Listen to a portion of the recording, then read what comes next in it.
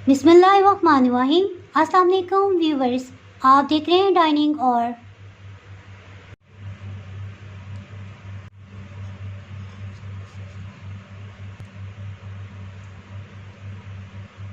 ये देखें किस कदर सॉफ्ट है।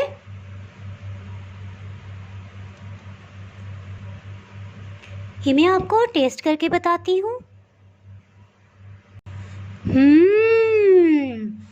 बहुत ही मज़ेदार।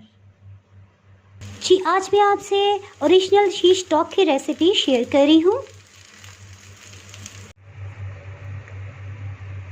शीश टॉक बनाने के लिए हमेशा बड़े साइज़ की बोटी इस्तेमाल की जाती है और थोड़े से ऑयल डाल के फ्राई पैन में अगर इसे कुक किया जाए तो ये कभी भी 4-5-6 मिनट के अंदर कभी भी कुक नहीं हो सकती, बल्कि इसके ऊपर मार्क्स तो आ जाते हैं लेकिन अंदर से बोटी कच्ची रहती है।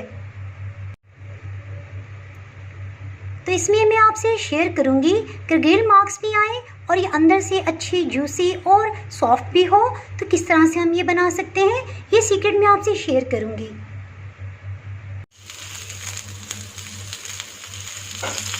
अगर आपने मेरा चैनल अभी तक सब्सक्राइब नहीं किया तो अभी सब्सक्राइब करें और बेल आइकन दबाना ना भूलें, ताकि आपको मेरी हर नई आने वाली वीडियो का नोटिफिकेशन सबसे पहले मिलता रहे। इसके साथ ही मैं आपसे शेयर करती हूँ कि ये रेसिपी मैंने किस तरह से बनाई है। इस रेसिपी को बनाने के लिए आधा किलो बोनलेस चिकन लिया है और इसकी बड़े साइज़ की बोटी रखेंगे। इस तरह से इसे कटिंग कर लेंगे। तकरीबन इतनी मोटाई की बोटी हम रख रहे हैं।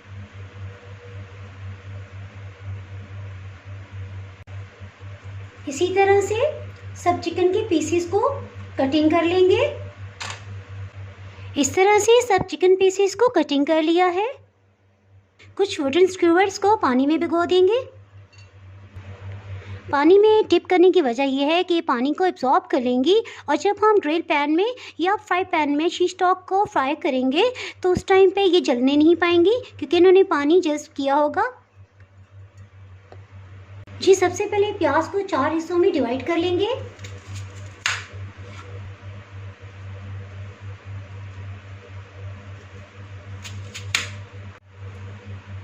और इस तरह से प्याज की एक एक लेयर को अलग कर लेंगे और इस तरह से इसे मज़ीद शेप में कर लेंगे। इन पीसेस को हम ज़ाया नहीं करेंगे, बल्कि किसी भी हांडी में इस्तेमाल कर लेंगे। इस तरह से अच्छे चौकोर पीसेस हमें मिल जाएंगे। बड़े साइज़ का टमाटर ले लिया है, इसे भी 4 पीसेस में डिवाइड कर लिया है। बीच वाला हिस्सा हम इस तरह से कटिंग करके अलग कर लेंगे। इनको सेंटर से फिर हाफ कट कर लेंगे।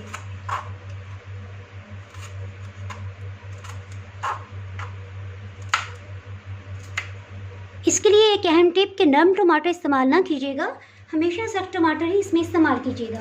इसी तरह दूसरे टमाटर को भी कटिंग कर लेंगे।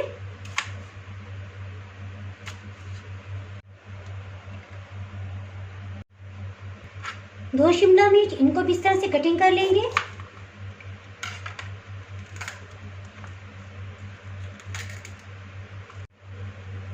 इसका सफ़ेद पार्ट और बीज भी निकाल लेंगे।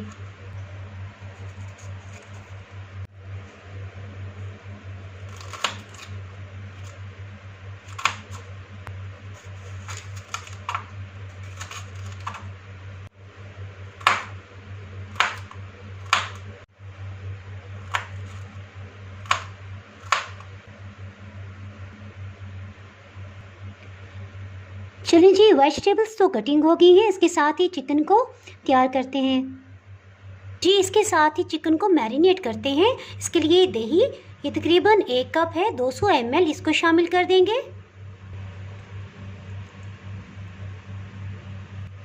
नमक 1 चाय की चम्मच लेवल करके इसे भी शामिल कर देंगे। सूख मिर्च पाउडर आधी चाय की चम्मच, अधकटी सूख मिर्च चिली फ्लेक्स आधी चाय की चम्मच। अगर आप तेज़ मिर्च पसंद करते हैं तो 1 चाय की चम्मच भी आप ले सकते हैं। खुश्क धनिया, ये फ्रेश ग्राइंड कर लिया है, 1 चाय की चम्मच भर के। पेपरिका पाउडर 1 चाय की चम्मच भर के। अगर आपके पास पेपरिका पाउडर नहीं है तो देगी कश्मीरी लाल मिर्च या फिर रेड फूड कलर भी आप इसमें इस्तेमाल कर सकते हैं। एक दरमियाने साइज का लीमू ले लिया है, इसका जूस इसमें शामिल कर देंगे।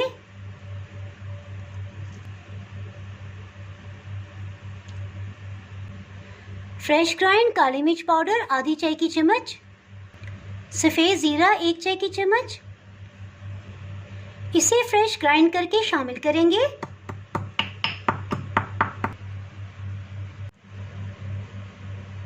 इसे भी शामिल कर देंगे। इसके साथ ही इसमें 4 खाने वाले चम्मच मायोनीज शामिल कर देंगे। इन सब को अच्छे से मिक्स कर लेंगे।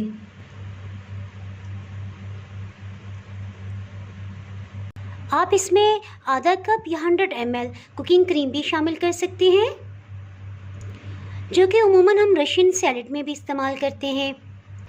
लेकिन अगर किसी किस्म का आपको हेल्थ इशू है तो आप इसे स्किप भी कर सकते हैं, तो इसलिए मैं भी इसमें शामिल नहीं कर रही क्रीम को।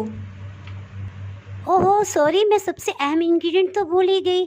इसमें ऑलिव ऑयल 3 खाने वाले चम्मच या 2 खाने वाले चम्मच, जिस तरह आपको पसंद हो इसमें शामिल कर दें। चिकन को भी इसमें शामिल कर देंगे। अब इन सबको अच्छे से मिक्स कर लेंगे। बेस्ट रिजल्ट के लिए बेहतर है कि इसको ओवरनाइट रखा जाए, लेकिन आधे घंटे के बाद भी आप इसे कुक कर सकते हैं। जी, इसको मैंने ओवरनाइट मैरिनेट होने दिया था। ये आप आसानी देख सकते हैं कि चिकन ने अपना पानी छोड़ दिया है। इसमें इजाफी किसी किस्म का पानी का छींटा लगाने की ज़रूरत नहीं रहेगी। और दही से मैरिनेट करने की वजह यह है कि दही और सिरका चिकन को गलाने का काम करते हैं। जिस कदर ज़्यादा देर आप इसे मैरिनेट करेंगे उसी कदर इसके जायके में इजाफा हो जाएगा। आप इसी तरह मैरिनेट करके इसको एयर टाइट बॉक्स में या बैग में डाल के आप रख सकते हैं और 1 महीना तक इसे यूज़ कर सकते हैं। जब भी दिल चाहे फ़ौरन आप इसे तैयार कर सकते हैं।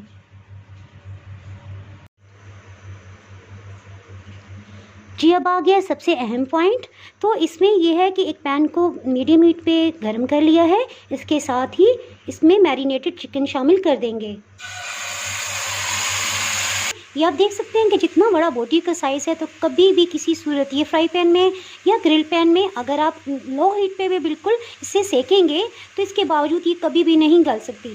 तो जब आप रेस्टोरेंट्स में देखते हैं तो उसमें इतनी टेंडर, इस कदर अच्छी जूसी आपको जो बोटी मिलती है, तो उसका असल सीक्रेट यही होता है कि उन्होंने इस तरह से गला के और फिर उसके बाद इसको लगाया होता है। 3 मिनट हो चुके हैं, इसको ढक्कन से कवर कर देंगे। ये पहले मीडियम हीट पे था, इसके साथ ही इसको बिल्कुल लो कर देंगे। 16-17 मिनट हो चुके हैं, इसके साथ ही इसे चेक कर लेते हैं।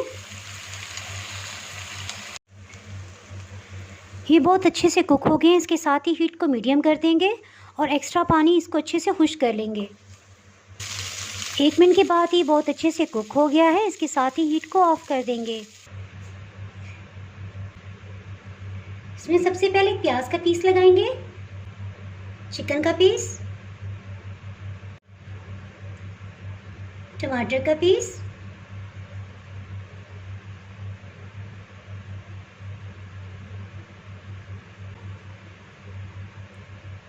इसके साथ ही शिमला मिर्च का पीस लगा देंगे।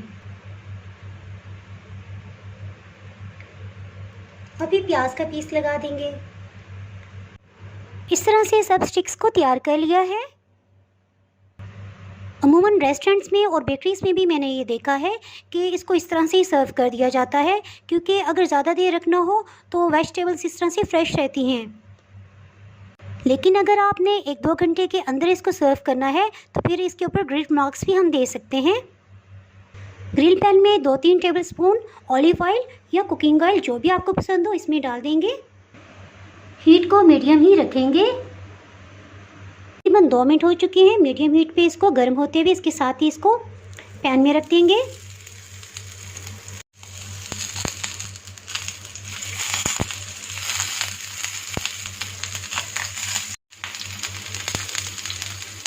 इसके साथ ही इसकी साइड को टर्न करते हैं। स्टिक्स को इस पर रखने के बाद हीट को बिल्कुल लो कर देंगे।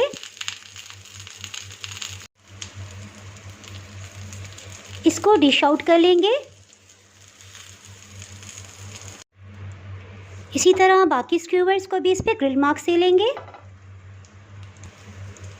बिल्कुल लो हीट पे तकरीबन 30 to 40 सेकंड्स के अंदर ही इन पे ग्रिल मार्क्स आ गए थे।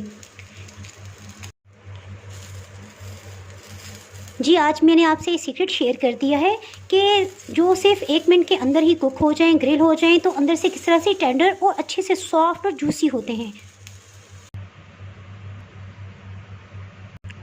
आप इसे चावल के साथ भी खा सकते हैं और एज अ एपेटाइज़र भी इस्तेमाल कर सकते हैं।